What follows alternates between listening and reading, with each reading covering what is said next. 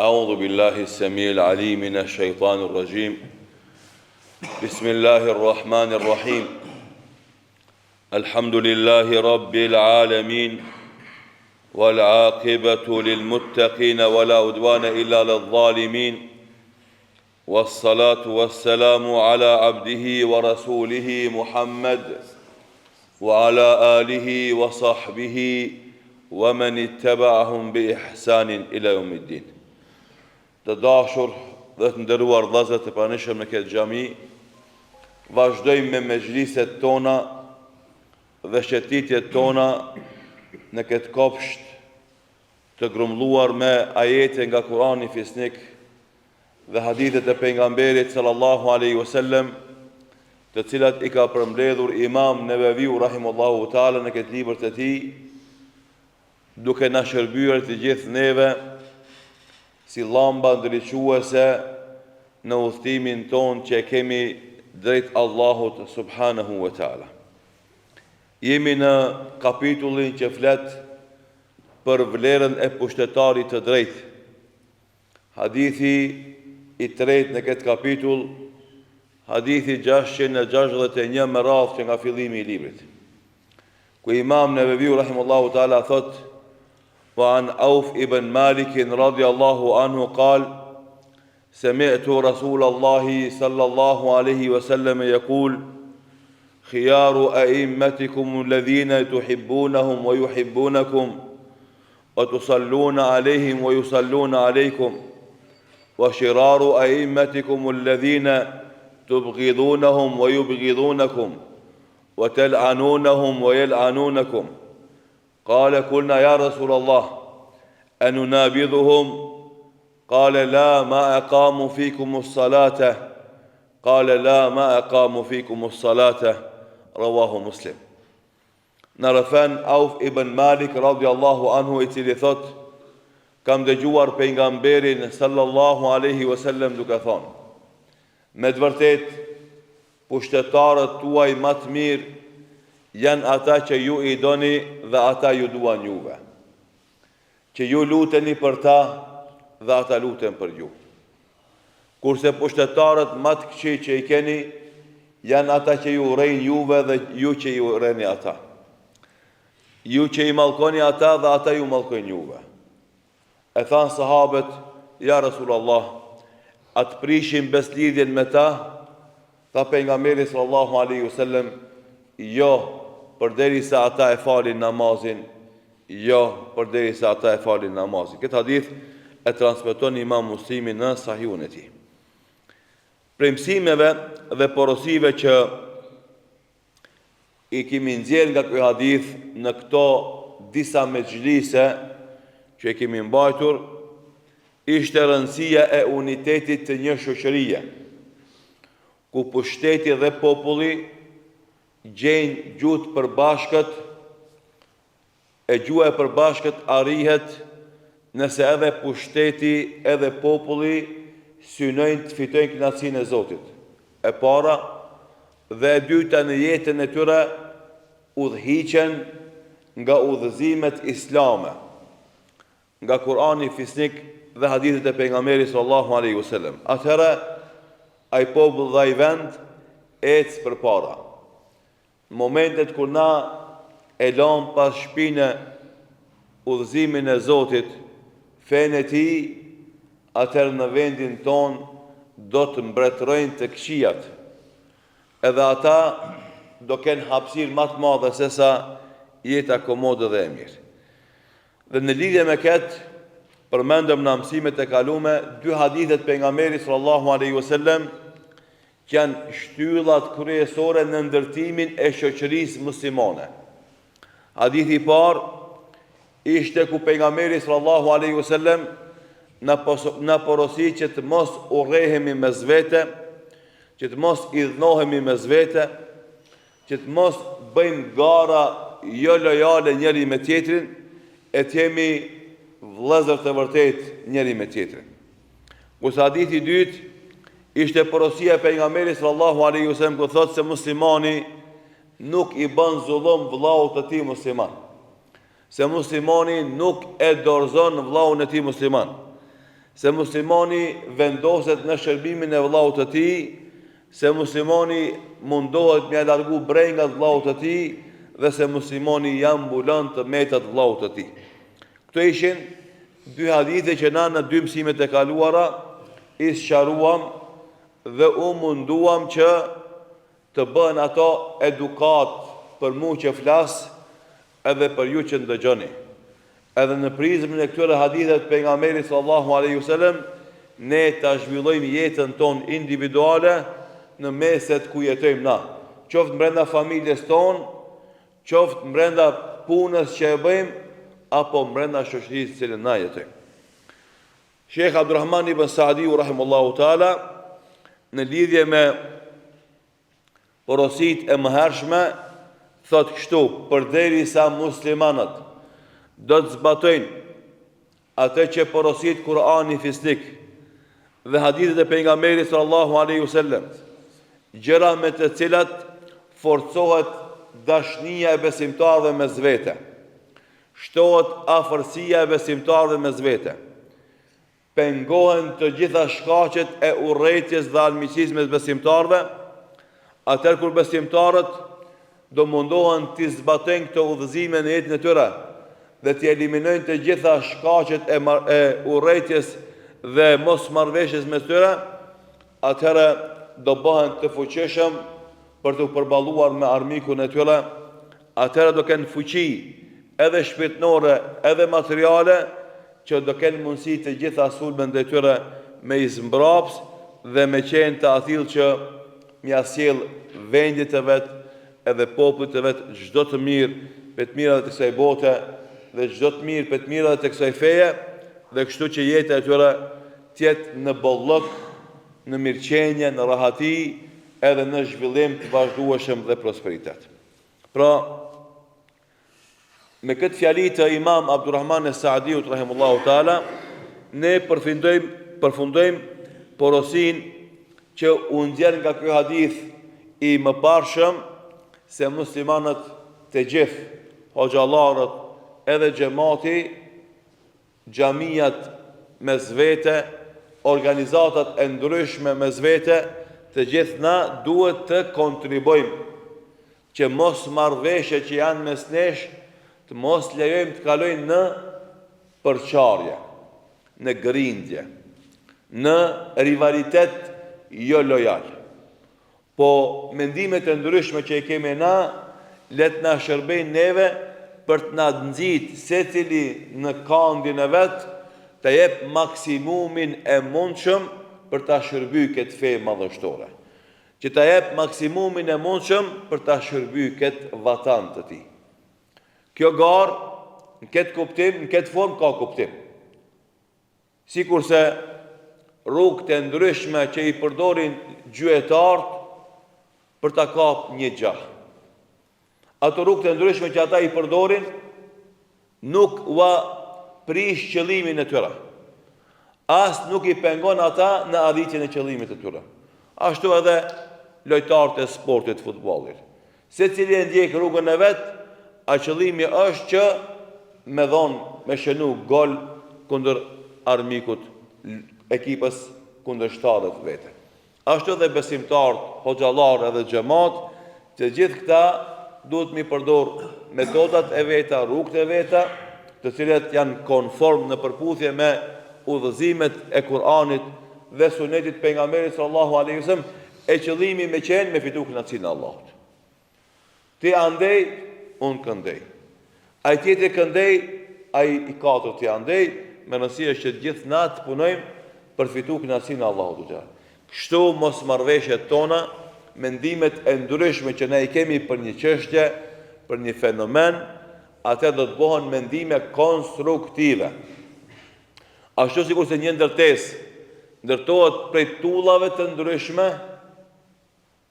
edhe materialit të ndryshëm, ashtu edhe kjo godinë e Islamit ka nevojë për tulla të ndryshme, për materiale të ndryshme, mirë po të gjitha ato të vendosen në atë formë që ta shërbejnë qëllimin për të cilën është bler ai material. Gjithashtu, prej meseleve dhe porosive që dalin nga ky hadith është meselja e raportit të popullit me pushtetarët. Gjë që na kemi sharu në fillim, por përsërisim në forma tjera. Ajo që Islami si fe neve na e bën të qartë, është që kudo që jetojmë, çfarë do rrethana që jetojmë, ne duhet të ndërtojmë një zhvillim shoqëror ku do kemi një prijes të parin tonë. Shifne, thot pejgamberi sallallahu alaihi wasallam, kur jeni në udhë e jeni tre veta, zgjedhni njërin që të jetë i pari juve. Udhëtimi thjesht. Udhëton ti 50 km, 100 km, 200 km, jeni tre veta, njëri le të bëhet i pari. Pse? Sepse Islami neve na mëson gjithë jetën tonë ta kemi të organizuar. E kur kemi organizim, se cili ka mendimin e vetë, e njani duhet me thonë fjallën e fundit. E kush e fjallën e fundit, atë që na e zgjedhim e mirë. Të parin tonë, kryetarin tonë. Qyje si ta qush, s'ka lidhje se si e qunë. Direktorin tanë, kryetarin tanë, të parin tanë, emirin tanë. Andë jeta jonë fetare, edhe e shoqërore kështu organizohet. Për shembull, na vim xhami, edhe e falim sunetin se cili veç e veç, ama kur të thret i kameti për farzin, të gjithë na rreshtohemi pas një imamit. A mundet me dal dy imama me na fal namazin? Nuk mundet. Vetëm një. Ai del përpara, xhamati rreshtohen mas. Edhe në punë tjera. E tani paramendon nëse është një shoqëri e madhe, me qindra, me mira, me qindra mira, me miliona njerëz. Si ka mundësi ata me udhëheq jetën e vetë shoqërore, nëse s'kan të parin, i cili i pret punë. Do të kjo është e natyrshme, edhe andaj feja islame ka ardhur dhe ka insistu që kur të kanë musliman dikon kallaballëk, më njëherë me zgjedh dikant të parin e tyre. Kjo është një. E dyta, ka me zgjedh. Edhe këtu feja islame, elhamdulillah, na ka dhënë neve shumë argumente, shumë udhëzime, që kush meriton me kon i pari jo. Normalisht, në të gjitha rrethonat, i pari i muslimanëve është më i dituri në mesin e tyre. Më i dituri. Më i dituri edhe në aspektin fetar, edhe në aspektin shkencor. Kalumen ka pas kalibra të tillë, që e ka njoft edhe fen, edhe shkencat e duhura të dynjos. Sot nëse s'ka mundësi një njeri me grumbullu këtë të kapacitete, atëherë bëhet njëri më i dituri me këshilltar që ka rreth vetes, të cilët e ndihmojnë në ato shkenca që atij i mungojnë. Edhe zgjedhet më i dituri. Të na kjo është parimi.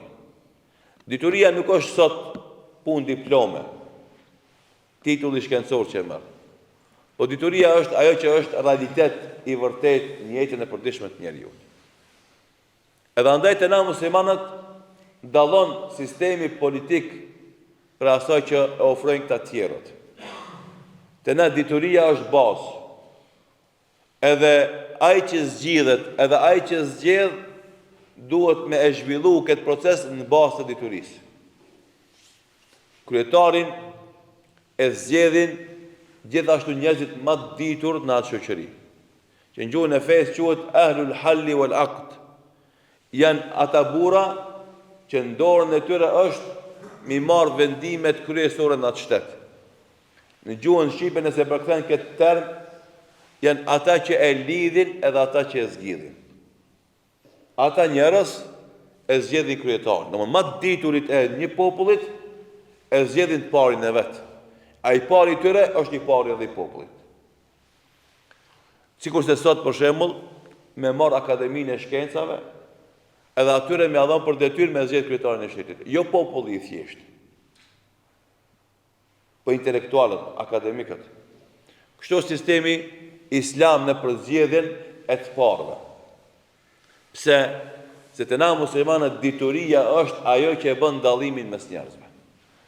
As soji, as familja, as pasuria, as ndikimi mediatik.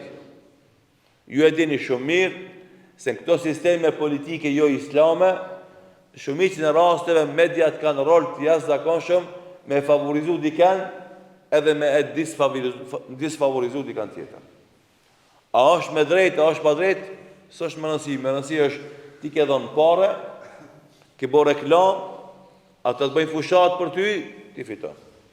A e meriton se meriton, s'ka lidhje. Në islam s'ka kështu. Në islam matë diturit e ati vendit, atyre ata zgjedhen njëra, masën ata e zgjedhin kryetarin e shtetit. Se i dituri e zgjedh matë diturin. E jo, njerëzit që i kanë bërë 18 vjetë, sikur se është e nga sistemi, Allah nuk e din, si themi na, qyret e vete më i fshi, a i voton. Edhe normalisht hajtë shumë letë manipulohet. A i ka me votu, ka mi thonë baba i vetë.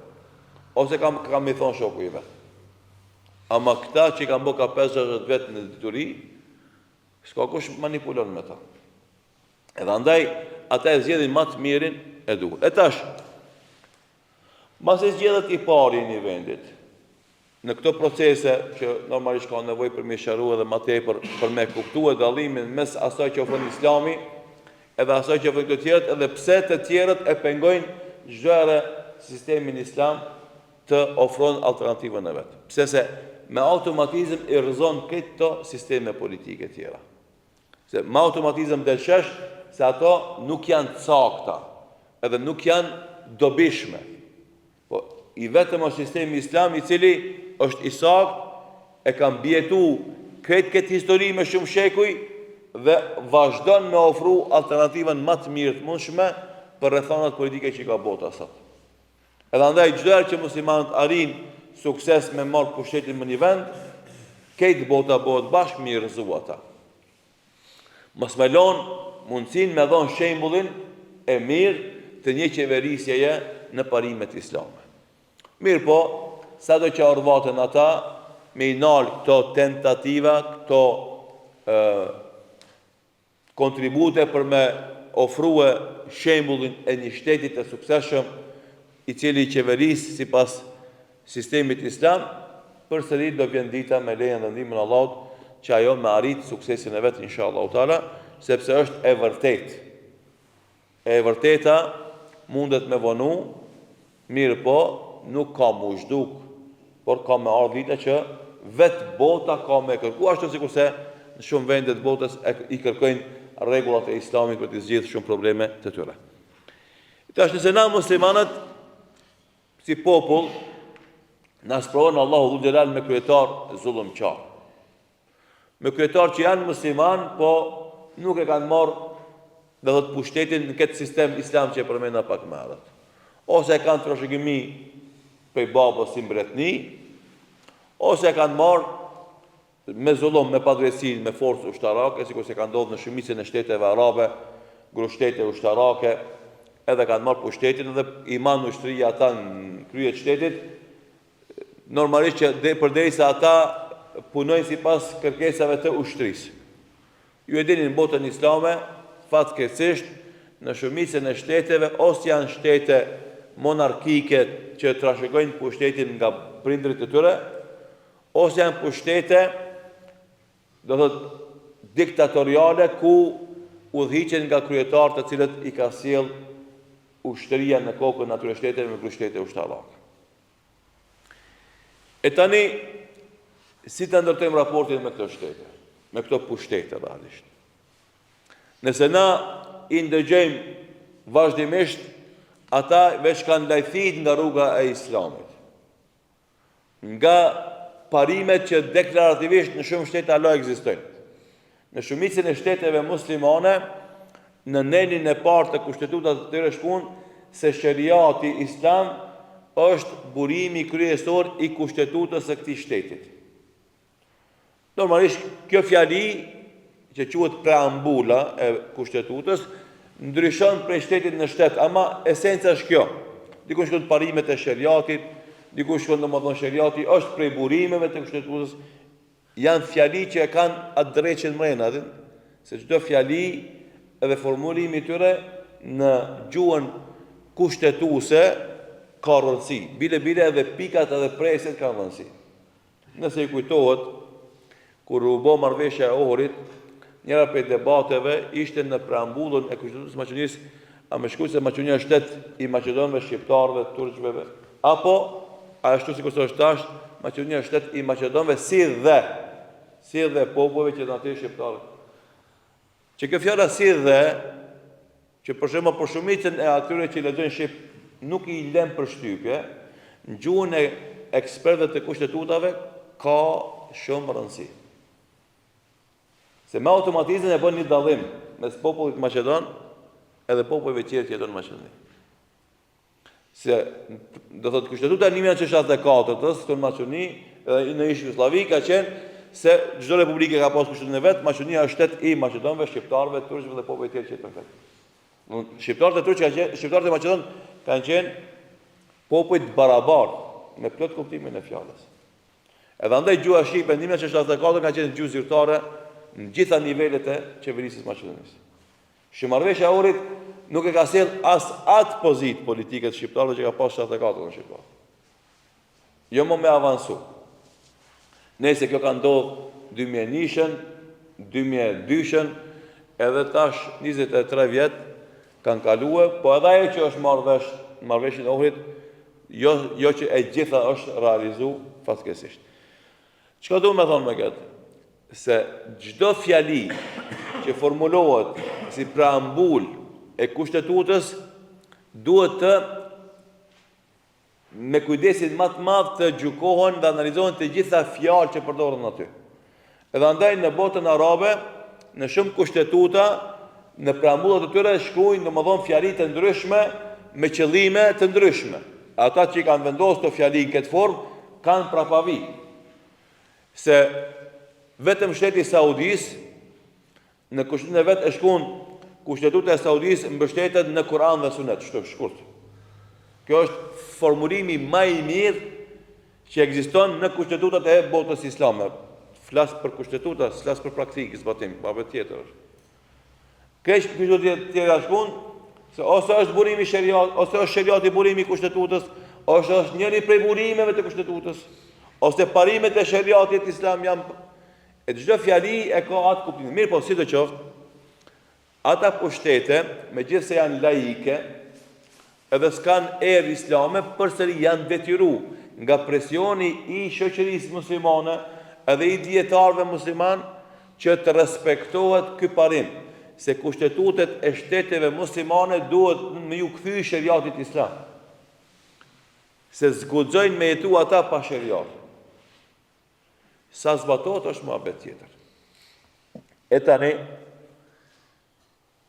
nëse një shtet musliman me një lloj kushtetute të tillë nuk i zbaton rregullat e islamit, nuk e ndihmon thirrjen e islamit, nuk ja ndihmon njerëzve me jetu si musliman të mirë,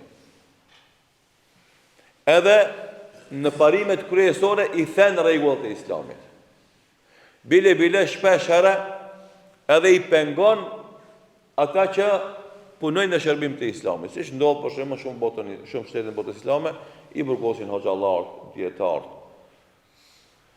Puna e bankave me kamat funksionon pa problem, puna e alkoolit në shumicën e shteteve muslimane shitet. Dhe bëhen veprime që ligjet islame kategorikisht i kundërshtojnë. E këto situata çka duhet me bëu muslimanët? Sikur se ka në këtë hadith, domthonë pushtetar që ju i mallkoni ata ju mallkojnë, ju i urreni ata ju urrejnë, domthonë nuk janë terezi ata. Janë të këqij. E i thanë sahabët, ja Rasulullah, çka të bëjmë me ta? Pejgamberi sallallahu alaihi wasallam përmendi namazin si arsye që populli të mos rebelohet kundër tyre e të bëhet, do thotë, rëmuj, anarki në shtet. E tani na kena pushtetar që ata formalisht dalin edhe falen. Gjumon, Bajramin. Jetën private nuk e dim na falen as falen. Na populli thjesht nuk e dim. Ata që janë rreth normalisht e dim. Po ulemat kanë thonë, përderisa ata formalisht dalin edhe falen, ky namaz e pengon popullin, do thotë, me u rebelu kundër tij, pse? Jo pse ai se meriton me u rebelu, por se pasojat negative nga e rebelim mund me qenë më të mëdha se sa pasojat pozitive. Domthonë, përderisa populli nuk ka mekanizma që mundet me ndryshu pushtetin pa i sjell popullit dëm, atëherë nuk e shfrytëzon atë mekanizëm. Kuptimi që kur e din paria i popullit se këta pushtete, nëse ti mundohesh me ndryshu, ata janë gatshëm me dje këtë shtetin, me vra këtë njerëzit, veç se mos me lën pushtetin, atë thu po bëjmë sabër. Pse? Se dami është shumë më i madh se dobia. Ama nëse janë pje kushtet, dietarët dhe thonë se shumica e popullit, po ka dhe shumë politikanë, administratorë dhe shumë ushtarak janë për me ndryshu sistemin, edhe ndryshohet, atëre duhet me ndryshuat pushtet. Dhe thot, qëllimi i këtij hadithit edhe kësaj mesele është që muslimanët me i gjykue në mënyrë analitike të gjitha situatat edhe vendimet me i marrë me pjekurin më të madhe mos me nxitun vendimmarrje. As për me ndryshu e as për mos me ndryshu. Pse? Se studianët i kanë problemet e veta. Nëse ti e duron atë situatë të pushtetit zullumçar, dëmtohet feja e popullit. Edhe dal nga dal do psohet fetaria edhe largohen shumë rregullat të Islamit nga jeta e shoqërisë. Përgjegjësia bie mbi të gjithë. Edhe kundërta, nëse ti merr hapat shpejta, edhe sjell një situatë ku numri i viktimave, numri i dëmit është shumë më i madh se dobia, përgjegjësia përsëri bie tek ata që e marrin vendimin e hapave të tilla. Çka do të thonë me këtë meselë? Se është pak e komplikuar, mirë po duhet me tregu vëllazëve se të gjitha qëndrimet që ndërtohen prej dietarëve musliman në lidhje me situatat e ndryshimit të gjendjes së ummetit islam janë shumë komplekse edhe nuk janë bardhëzi. Po duhet me qenë shumë të kujdesshëm edhe të vëmendshëm kur e jep një qëndrim, e jep një fetva, e jep një analizë, e jep një konstatim se cila anë është më e mira, këta që u çun edhe u prish shteti, apo ata që durun edhe vazhdon mirëqenjen, megjithse do të rrezikohet jeta fetare e njerëzve në atë vend. Edhe na kemi shembuj tash botën islame, sidomos prej vitit 2010-11 e këndej, ajo që quhej pranvera arabe. Dykon ka sjell hajër. Dykon s'ka ndryshuar kurrë. Atë ku filloi në Tunizi, megjithëse ishte shpresa më e madhe se ka më qenë ndryshimi më i madh, Tunizia për momentin është njëjtë si ka qenë para revolucionit pranverës arabe. Ky kryetari më aktual është tregu më i keq se këtë kryetar që kanë përpara. Do thotë, gjithë ajo sakrificë nuk arriti sukses me ndryshu gjendjen. Ata kanë hub që kanë sakrifikuar, s'kanë hub, se Allahu ish problem. Mirë po, është muhabeti se proceset e ndryshimit e na musliman kalojnë në dy nivele. Niveli bazë, kryesor është niveli horizontal. Komunikimi, domethënë angazhimi i ndryshimit të shoqërisë, individi. Atë që bëjmë na nëpërmes xhamijave, nëpërmes aktiviteteve, punojmë me shoqërinë, me popull, bëjmë davet horizontal. Edhe e dyta është ai rrafshi vertikal, ku punon me figura të rëndësishme në shtet që ata mu vetëdijsu, ata mu përmisu edhe me automatizëm mu përmisu gjendja e shtetit me shku ka drejtësia, ka ajo që është i kënaqur me të Allahu subhanahu wa taala. Janë procese gjata, edhe të mundimshme. Mirë po na, si hoxhallar, edhe na si tavelxhi, e kemi borxh me ndet këtë rrugë, prej në fillim deri në fund. Nuk është e kërkuar prej neve na me arrit sukses, edhe me sjell qëllimin final në me zbatu njët. Pse? Sepse ka pas pejgamber të Zotit që kanë bo angazhimin në aktivitetin edhe fund se kanë arrit qëllimit. Puna e qëllimit e rezultatit është në dorë të Zotit. A në dorë tonë është shka? Insistimi në këtë parim. Na me qenë të vazhdueshëm në këtë angazhim. Edhe mos munal në udhtimin tonë drejt të qëllimit. Ani se na vendosin pengesa, ani se na bojmë presion, ani se na torturojnë, ani se na maltretojnë, ne duhet me vazhdu rrugën tonë të kontributit për me ndryshu gjendjen e individit, familjes, edhe me automatizëm me ndryshu gjendja e shoqërisë, që në momentin kur ka ndryshime pasi edhe vertikale, populli me kon i përgatitur me thonë po, na e duam këtë pushtet, na e duam këtë sistem. Për ndryshe, mund është me arrit me marrë pushtetin, për populli me qenë kundër edhe me automatizëm në raundin e arshëm të zgjedhjeve, të rëzon ty, i kthehet apet avazit vjetër. Pra është një mesele që ka të bënë me shumë me aktualitet tona, për t'i sqaruar këto na duan shumë me xhise, na me kaq do mjaftohemi sot, pasi që ku ai që kishim disponivisht na përfundoi, duke lutur Allahun e Madhëshëm që Allahu të na jep ditë të dobishme vepra të mira, na jap sinqert në fjalë dhe vepra, dhe ashtu si na ka bashkuar në këtë xhami për të marrë këto mësime dhe porosi. Allahu i Madhëshëm të gjithë neve që jemi këtu sot na bashkon me Muhamedit sallallahu alaihi wasallam, që është pesh problemeve shumë të mëdha në ahiret. Allahu inshallah na gëzon me to. Walhamdulillahi rabbil alamin.